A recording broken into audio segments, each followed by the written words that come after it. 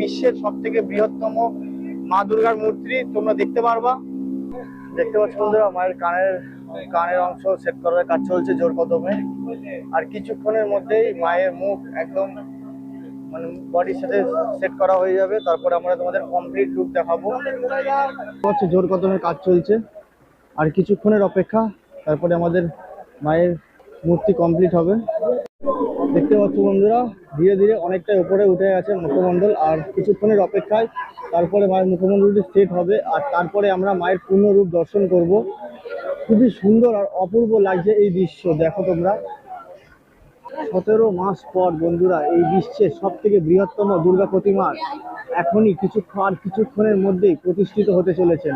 দেখতেই পাচ্ছ তোমরা, আর কিছুক্ষণের অপেক্ষা, মার মূর্তি কতটা উপরে চলে গেছেন। আর অল্পক্ষণের মধ্যে আমরা এই কমপ্লিট স্ট্রাকচারটা দেখতে পাবো, মায়ের পূর্ণ দর্শন করতে পারবো। খুবই সুন্দর এই অপূর্ব